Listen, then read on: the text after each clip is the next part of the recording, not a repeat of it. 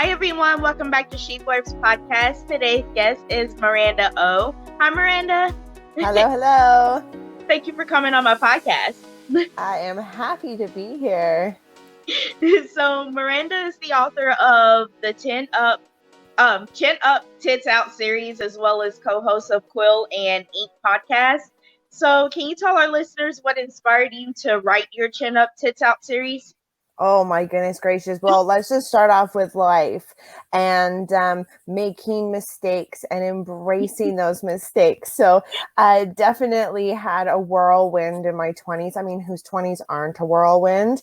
And, I decided to document it and share it kind of with the world in a weird, twisted way. And, Chin Up Tits Out was actually a little mantra or saying that my parents, mostly my mom and I, but it was always like head up, shoulders back, stand tall, stand confident. So it was something that was always said in our household. Even if you're not confident on the inside, look confident on the outside, and eventually that will match.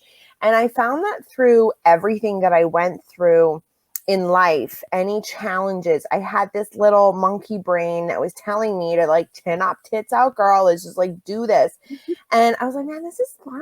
It's funny when you say it out loud, and I like it, and it's catchy. And so I just started to pour my blood, sweat, and tears and experience on paper. And then bam, the series came out. Wow, that's amazing. That is true though, because my mom and my grandmother, they always say stand tall, because I slouch and I look down a lot. They're like, don't be on your phone when you're walking into a room. Just stand up and have your back straight and stuff, and look confident.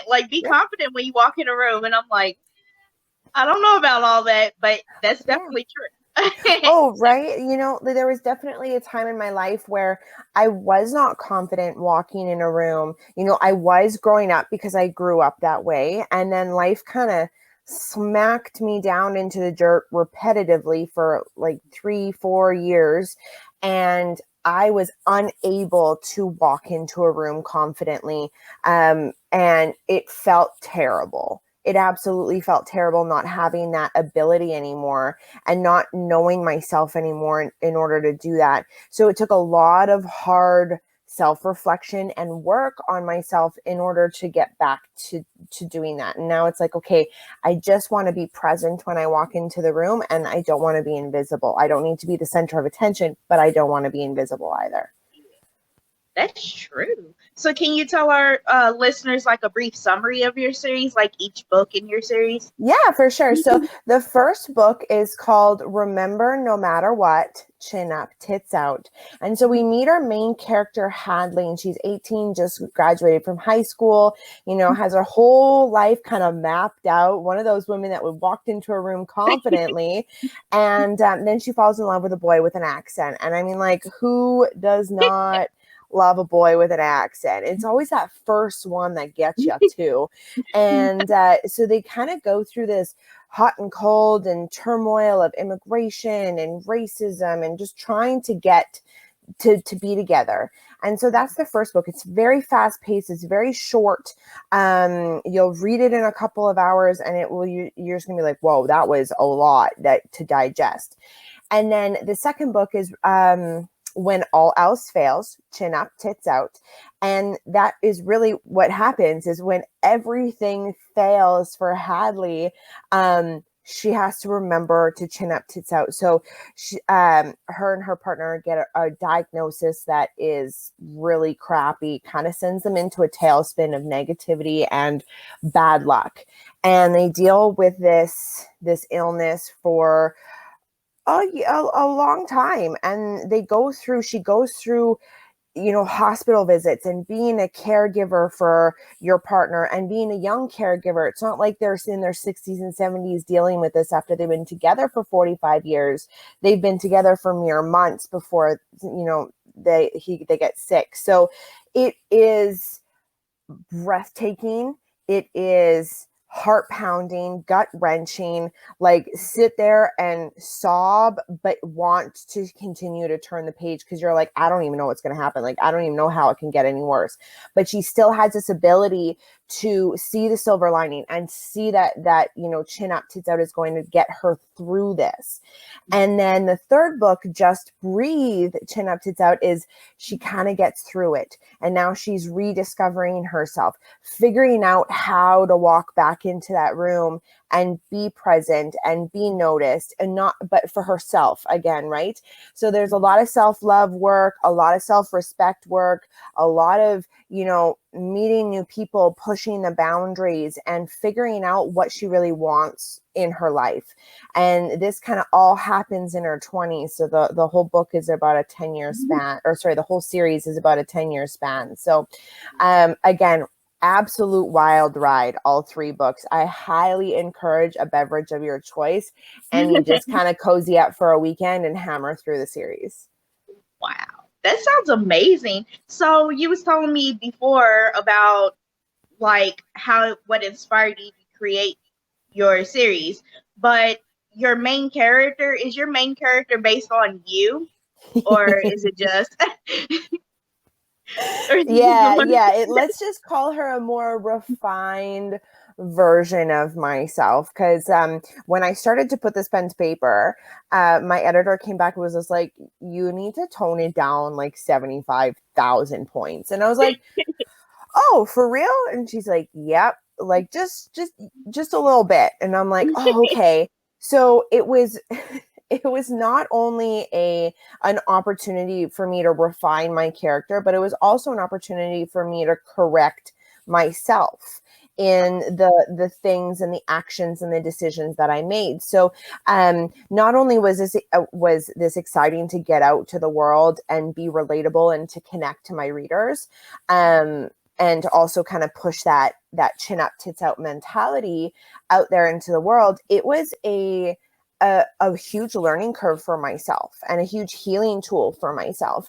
And I get not everybody wants to paste their mistakes in public and learn from it, but it was something that I felt that I needed to do. It was one of those stories where if I told people what I was going through, they're like, no way. And I'm like, why would I make up like the worst stuff? Like, it just doesn't make any sense that I would make up the worst. Like, I could tell you I won $1 million, great, but like, you don't see me driving a Lamborghini. Yeah, definitely. Wow. I'm definitely going to check these books out, because when I was going through your website, when you sent it to me, I was like, wow, these sound like really interesting books, like something I need to read. Yeah, they're fun. They're fun. And like, I love them, and I should, because I wrote them, but it's definitely like, even going back and just reading a little bit, you're like, oh, I want to know what's next, or you just have a chuckle and you're like, man, like, I wrote that. That's funny. Like, since when am I funny? I don't know. So I'll leave that decision or that choice up to you if I'm funny or not, but I think it's entertaining. Yeah, definitely. So do you plan on like doing any spinoff series, like Headley's partners point of view? Like, I don't. That would be, oh my God, that would be so interesting. But I am working on another series called Love My Lady Bits, and I wasn't quite done with Hadley yet, but Hadley's story, the Chin Up Tits Out story, was kind of complete with a nice little, it was like a sundae with a cherry on top. But again, I didn't feel like I was done with that. So I did kind of drag Hadley a little bit into my next series, but it has nothing to do with, or I guess it has a little bit to do with Hadley's life, and a little bit to do with my life. So I was diagnosed with two conditions, endometriosis and adenomyosis, a couple of years ago, and that it kind of all starts in your reproductive system. And like, women, that's kind of like where our heart and soul lives, right? Whether or not we want children or not, it just kind of, that's our essence, is our reproductive system. It's a weird thing, but it kind of is. And so my life got turned upside down after all of that stuff with my ex-partner. And I was like, man, I got to write about this. So what I did is, instead of writing about it from my point of view and and continue Hadley's story, I went out and interviewed 100 women from around the world who have and suffer with endometriosis and or adenomyosis. And I got their stories. And I laughed, I cried, it was uplifting, it was inspiring, it hurt, like all the emotions I felt. And I made some amazing contacts in the interim. And so what I'm doing is I'm combining all of their stories into fictional characters and kind of letting Hadley intertwine with them in the next series called Love My Lady Bits. Wow, that sounds amazing. Mm-hmm. Yeah, I mean, it's like you gotta love your lady bits. You're stuck with them for your whole life, even if they're a pain in the backside. Like we gotta find a way to love them. So, yeah, that's my goal with this next series. So it's really exciting. Wow, how long did it take for you to interview all of those women? Like, wow. Well, thank you, COVID pandemic and lockdown, because everybody was stuck at home. I think I started them on March 1st because it's Endometriosis Awareness Month. So it was really easy for me to get traction for the interviews. And we locked down where I am in Canada on March 11th. So literally, I think I did about 50 interviews in the span of 2 or 3 months.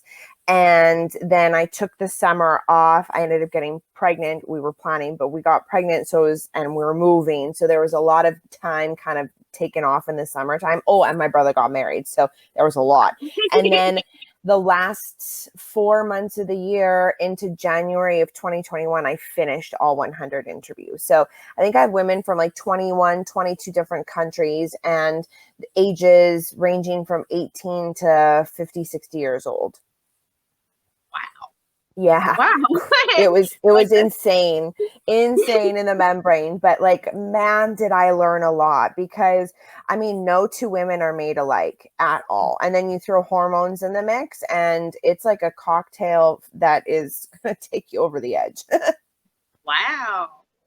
So you mentioned the two, I don't want to call them diseases, the two things that you're diagnosed with. What are they? Like, I've never heard of them. That's okay. I had no idea what they were until I started experiencing random pain. So endometriosis and adenomyosis are basically, they start with the endometrium, which is the lining inside of your uterus that builds up every month. Those cells show up outside of where they're supposed to show up. And when they show up outside of their, outside of the uterus, maybe in the uterus wall, which is adenomyosis, or maybe on your pelvic floor, or maybe on your bladder, or maybe on your XYZ, it could be anywhere else. That's endometriosis.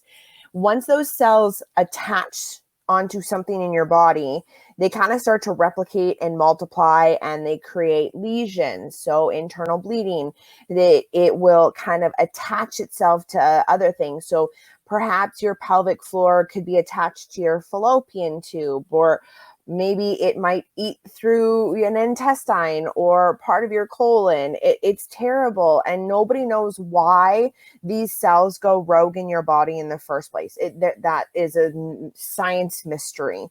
And we don't know how to stop it. So typically birth control or hormone therapy is a treatment for it.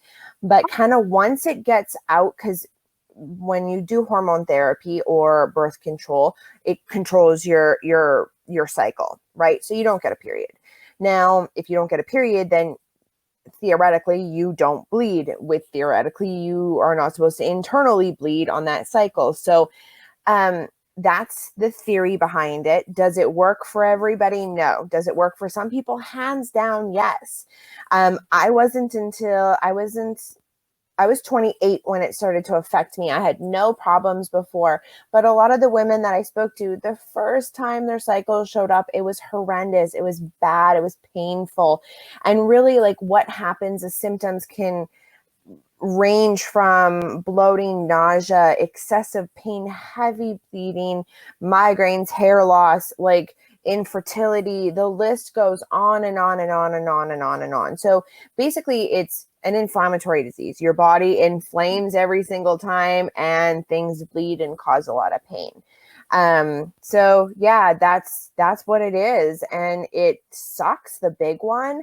but the community out there is absolutely tight knit. And I mean, the fact that I got 21 countries, women openly speaking about it, and countries that aren't open to speaking about it. These women are braving it and knowing, this is a fiction story that I want to tell, but knowing that, their country and the things that they can and cannot do compared to, places like Canada or places like the US, where it is a lot more open to discuss. Hearing about what they can and can't do out there is crazy eye opener. So I just am so happy that I got the opportunity to connect with these resilient individuals. And I have to thank them. Like, if it wasn't for my conditions, I wouldn't have made all these new friends. Wow, that's amazing. So when does this book come out? Because I'm interested in reading. Well, if you would have asked 8-month pregnant me, I would have been like, give me 6 months once baby's out and like the whole book will be done. And my kid is 5 months right now and I've written a chapter. Now, that doesn't mean that I can't like hammer this out because I have it organized very well. Like, I have everything plotted out, each chapter, each character, like I have it all. It's just a matter of having the brain capacity to write when my kid is sleeping or she's not attached to me. So I'm hoping to get it out early next year. And then that way it kind of gives me the rest of this year to be a mom, enjoy, kind of figure out what the heck I'm doing and who the new me is. It took me 31 years to figure myself out. Now I'm a mom. I'm a completely new person. I need to figure that out too. And so I really pressured myself beforehand. Now I'm just like, you know what? When it happens, it happens. But again, like, I can't make people wait. I don't want to wait. I want to get it out there. So my goal is to have it for March of next year. Again, Endometriosis Awareness Month. It's a perfect time to get it out to the world. Wow. Hopefully I'll have you back on my podcast to talk about that new book. I would love to be here to chat about it. So what advice would you give others who want to start writing novels and writing? You know what? Just do it. Like, sitting at your computer or thinking about it is not going to get you started. Once you start writing, stuff will come out. Whether it's good stuff or bad stuff, it doesn't matter. Just start out and watch podcasts, listen to podcasts of other authors. The reason why I say this is because my podcast, Quill and Ink, I co-host with Jenna Green. She's another Canadian author. We've never met face to face, but yet we're best friends. And we interview authors every single week, and they are from around the world. And the things that they share with us, we ask them about writing process and their researching process and, their business approach. And I learn still, every single author I speak to, I learn something new. So there's not one direct magic recipe to becoming a successful author. There's a million different recipes to becoming a successful author. But the thing is that you can't give up. And you're going to get a lot of, it's going to be hard, but keep going. Like, somebody told me, I can't remember who it was, but, they tried to become successful. They sent books and they wrote books for 10 years before they got picked up by one of the traditional publishers and then started making money.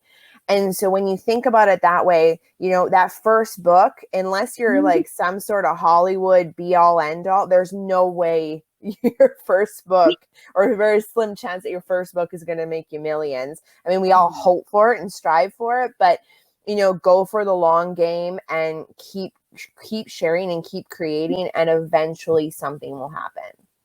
Yeah, that's great advice because I needed that. So I want to thank you so much, Miranda, for coming on my podcast today. Thank you for having me. Had an absolute blast. You have a great day. You too. Bye-bye. Bye. Hey everyone, I want to thank you all so much for listening to my podcast interview with Miranda O. If you want to purchase any of her books, then you can go to her website. I've linked it below. It's mirandao.com. And you can just purchase her books or see what else she's up to. And just follow her on Instagram and check her out. Thank you all so much for listening. Have a great day.